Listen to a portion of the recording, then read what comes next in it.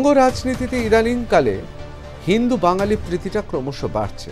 প্রধান বিরোধী দল এ রাজ্যের ভারতীয় জনতা পার্টির প্রধান বিরোধী দলনেতা সহ একাধিক বিজেপি নেতা বাঙালি হিন্দু শব্দটা বারবার ঘুরে ফিরে ব্যবহার করছেন। অন্যদিকে এ রাজ্যের শাসক তৃণমূল কংগ্রেস, মাননীয় মুখ্যমন্ত্রী সহ একাধিক তৃণমূল নেতা তারাও নিজেরা কত বড় হিন্দু সেটাও প্রমাণ করতে উঠে পড়ে লেগেছে। বুঝতে অসুবিধা হয় না, বছর ঘুরলে বিধানসভা নির্বাচন, আর সেই নির্বাচনের জন্যই সবার মুখে হিন্দু বাঙালি। কিন্তু প্রশ্ন হচ্ছে, সত্যি কি হিন্দু বাঙালি প্রীতি কারোর আছে? তাহলে যে দেশে হিন্দু বাঙালি এই মুহূর্তে নির্যাতিত হচ্ছে, তারা সে দেশ ছেড়ে পালিয়ে আসার চেষ্টা হচ্ছে, সেক্ষেত্রে কোথায় কোথায় পশ্চিমবঙ্গ সরকার, কোথায় ভারত সরকার, কোথায় ভারতীয় জনতা পার্টি, কোথায় তৃণমূল কংগ্রেস, কোথায় সিপিএম, কোথায় কংগ্রেস সহ অন্যান্য দল সরব হচ্ছে? নামকো আসছে হিন্দু বাঙালি প্রীতি। এবং 2026-এর নির্বাচনে আমরা জানি যে ক্রমশ যে দিকে এগোচ্ছে তাতে একটা মেরুকরণ হয়েই গেছে বলে অনেকে মনে করছেন পশ্চিমবাংলার রাজ্য রাজনীতিতে। যেমন ধরুন আজকে অ্যাসেম্বলিতে আজকে কি হয়েছে, অর্থাৎ বিধানসভাতে কি হয়েছে। বিধানসভাতে আজকে আমরা দেখলাম যে প্রবল বিরোধী দলনেতা সহ বেশ কয়েকজন বিজেপি নেতা তারা বিক্ষোভ দেখাচ্ছেন। কেন বিক্ষোভ দেখাচ্ছেন? তার কারণটা স্বাভাবিক। তারা মনে করছেন যে এই বিরোধী যারা রয়েছেন তারা মনে করছেন যে তাদের বিরোধী দলনেতাকে কোনোভাবেই অন্যায়ভাবে বিধানসভার বাইরে বার করে দেওয়া হয়েছে এবং তাদের আশু কর্তব্য একটাই, বিধানসভা চলতে না দেওয়া। আবার অন্যদিকে বিধানসভার ভেতরে মুখ্যমন্ত্রীর একাধিক মন্তব্য, এসব নিয়ে বুধবার বিধানসভার বাইরে কার্যত ঝড় বইয়ে দেন বিজেপি বিধায়করা। কালো পোশাক পরে হাতে প্ল্যাকার্ড নিয়ে রাস্তায় বসে পড়ে বিক্ষোভ দেখান তারা, যাতে সামিল হন বিরোধী দলনেতা শুভেন্দু অধিকারীও। এক নজর দেখে নেব। এই মুহূর্তে রাজ্য বিধানসভা একেবারে উত্তাল পরিস্থিতি এবং রাজ্য বিধানসভার একেবারে গেটের বাইরে বিজেপির বিধায়করা তারা কালো জামা পরে বিক্ষোভ দেখাচ্ছেন এবং লাগাতার এই বিক্ষোভ এবং একের পর এক ইস্যুতে আমরা দেখছি যে গত কয়েকদিন ধরে রাজ্য বিধানসভায় কিন্তু বিভিন্ন ইস্যুতে উত্তপ্ত হলেও এবং গতকালকে রাজ্য বিধানসভা গেটের বাইরে রাজ্যের বিরোধী দলনেতা শুভেন্দু অধিকারী তিনি যে মন্তব্য করেছিলেন এবং সেই মন্তব্য ছেড়ে এবং দেখতে পাচ্ছ যে মূলত তোমাদের প্রতিবাদটা কি? যে প্রতিবাদ যেভাবে বাংলার হিন্দু এবং বাংলার হিন্দু দেবদেবীর ওপরে আক্রমণ হচ্ছে, এই সরকার নিষ্ক্রিয়, এই সরকার তাদের কোনো স্টেপ নেয়নি। এখন মমতা ব্যানার্জি 33% ভোটকে পুরোপুরি নিজের রিজার্ভে রাখার জন্য উনাদের সমস্ত বক্তব্যকে নস্যাৎ করে দিয়ে শুভেন্দু অধিকারী কথা বলছে। চারিদিকে মন্দির ভাঙচুর হচ্ছে, চারিদিকে প্রতিমা ভাঙচুর হচ্ছে, হিন্দুদের ওপর অত্যাচার হচ্ছে। সিআইআইসি সমস্ত ওই অর্ডার দিচ্ছে যে 11টার মধ্যে দোল খেলা বন্ধ করতে হবে, কোনো মুসলিমকে রং দেওয়া চলবে না, সেক্ষেত্রে কোনো প্রতিবাদ নেই। মাননীয় মুখ্যমন্ত্রী তো বিশেষ একটা সম্প্রদায়ের জন্যই কথা বলেন, কাজ করেন। তারা যে অন্যায় করে তার কোনো বিচার হয় না। আবার উনি বলেন আমি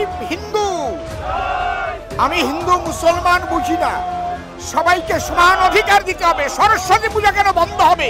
কেন দাওয়াত ইসলাম দেবে? কেন বলবে 30%কে কেটে ভাসিয়ে দেওয়া হবে? তাদের বিচার কেন হয় না? পশ্চিমবঙ্গে কোনো গণতন্ত্র নেই, একমাত্র ওনারাই আল কায়দার নেতৃত্ব দিচ্ছেন। এই নেত্রী মুখ্যমন্ত্রী আল কায়দার নেতৃত্ব দিয়ে সমস্ত হিন্দুদেরকে উনি একটা বার্তা দিচ্ছেন যে ওনাদের কথা শুনতে হবে। ভিতরে বাইরে সমস্ত তোষণ নীতি চলছে, মুসলিম সম্প্রদায়কে তোষণ চলছে, আর হিন্দুদেরকে জালিয়াতি হিন্দু বলে বলা হচ্ছে। আজকে কারা ধর্মবিরোধী কথা বলে, কারা হিন্দুদের নিয়ে এই যে ছিনিমিনি খেলছে, প্রত্যেক দিন হিন্দুদের বিরুদ্ধে কথা বলছে, আপনি সেখানটাতে আপনি চোখ বুজে রাখেন। আর আমাদের বেলাতে আপনি সাসপেন্ড করে দিয়েছেন। আমাদের এই হিন্দুদের জন্য আমরা যদি কথা না বলি তাহলে তারা কথা বলবে। রাজ্য বিধানসভায় একের পর এক বক্তব্য এবং শুধু তাই নয়, আমরা দেখতে পাচ্ছি অনেকেই ধরেছেন, একটু কথা বলার চেষ্টা করব যে বিধানসভায় কিন্তু যেভাবে একের পর এক কি বলছেন আমরা অবশ্যই শুনবো। শঙ্কর ঘোষ তিনি কি বলছেন, শঙ্কর ঘোষ সেটা শোনার চেষ্টা করব।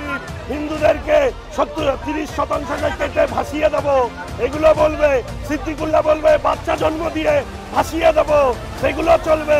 মিনি পাকিস্তান চলবে, এইগুলো চলবে। আর এগুলো চলবে না। উনি রেড রোডে নামাজ পড়তে যান কেন? গিয়ে সংখ্যালঘুদেরকে বলেন কেন তৃণমূলকে ভোট দেওয়ার জন্য?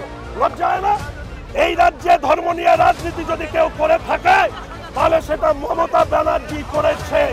সরস্বতী পুজো পুলিশ দিয়ে করানো আমরা বাপের জন্মে দেখিনি, সব করেছে মমতা ব্যানার্জি এই রাজ্যের ধ্বংসের মূলে। প্রণব বাবুকে অপমান করা, জগদীপ ধনকরকে অপমান করা, প্রধানমন্ত্রীর সম্পর্কে কুরুচিকর কথাবার্তা বলা, হাইকোর্টে 5 লক্ষ টাকা জরিমানা দেওয়া, একটা আত্মপান্ত চোর পরিবার। আমি বলেছি এই হাউসের কারো তো গায়ে লাগার কথা না। 26-এর পরে যে নতুন বিধানসভা আসবে সেখানে হিন্দু তৃণমূলের কোনো এমএলএ আসবে। তৃণমূলের যে কটা এমএলএ আসবে মুসলিম।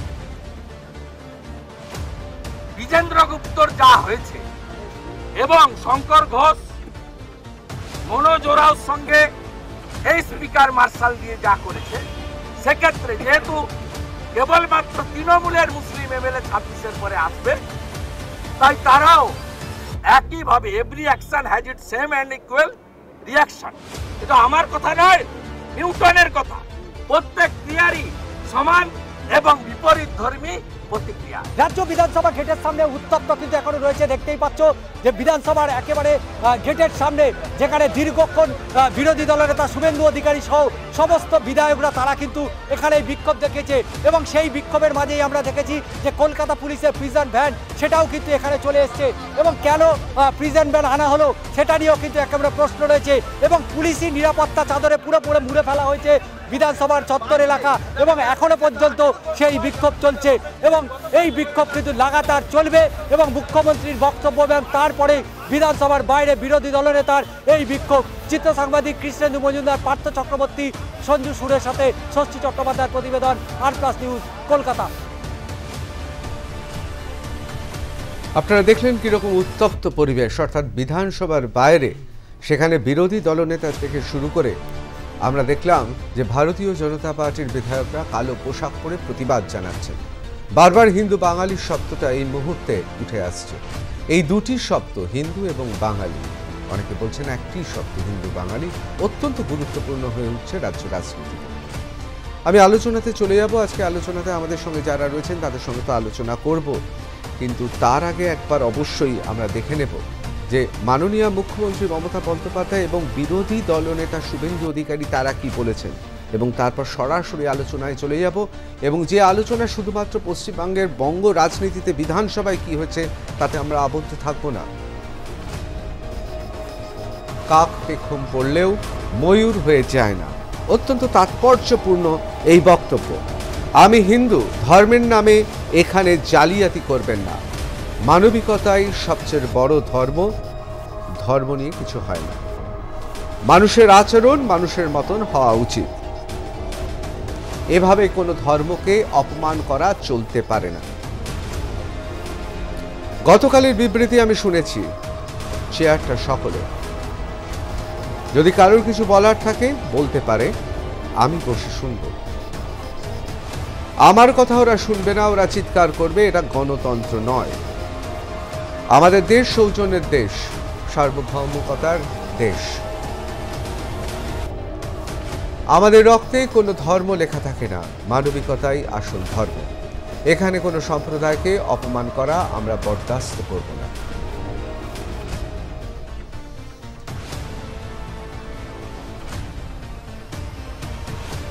হাউসের কারো তো গায়ে লাগার কথা না।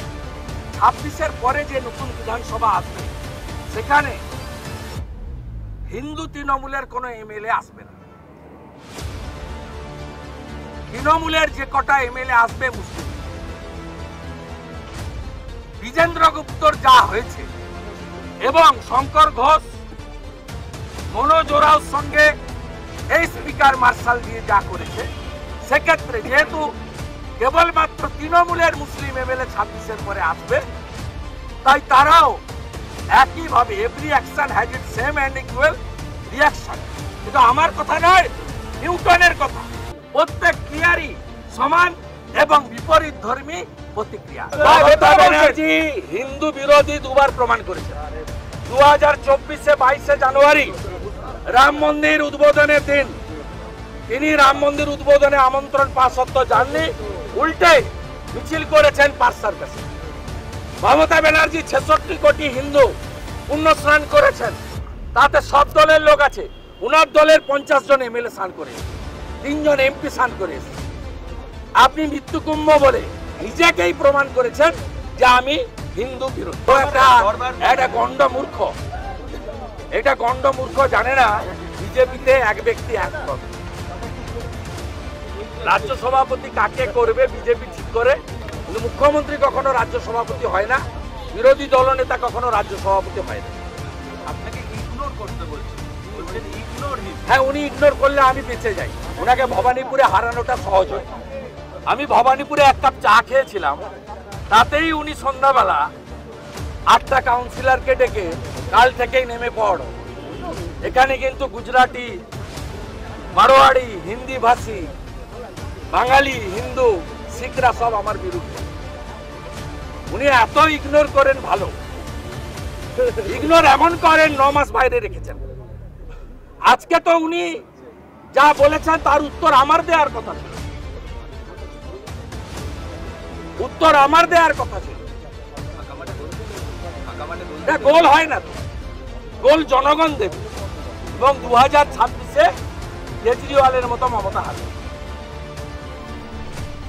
একবার দেখে নেব শুভেন্দু অধিকারী আজকে যে কথা বলেছেন, সেই কথার পরিপ্রেক্ষিতে বিশেষ করে 2026-এ তৃণমূল কংগ্রেসের যারা মুসলিম ধর্মাবলম্বী বিধায়ক তাদের মার্শাল দিয়ে বার করে দেওয়ার যে হুমকি দিয়েছে, সেই হুমকি পরিপ্রেক্ষিতে হুমায়ুন কবির কি বলছেন একবার দেখে শুনে নেব।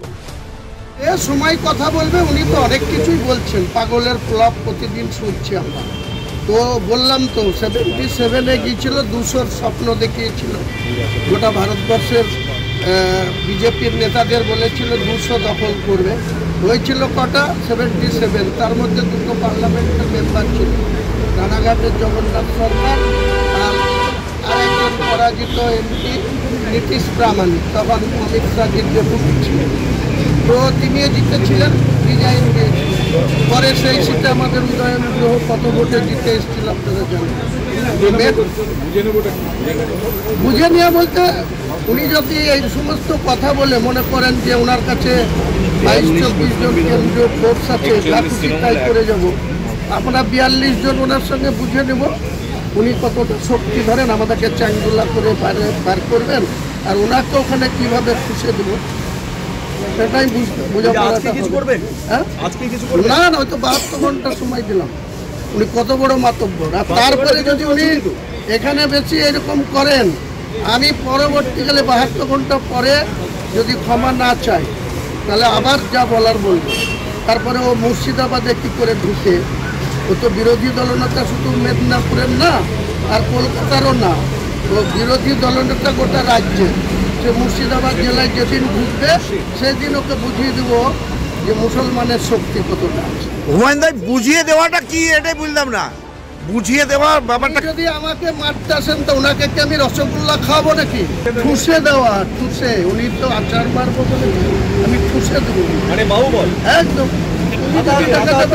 100 অলওয়েজ আমি।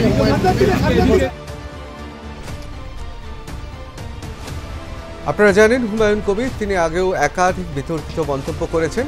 এবার হুমায়ুন কবির বলছেন যে বিরোধী দলনেতাকে কার্যত হুঁশিয়ারি দিয়েছেন।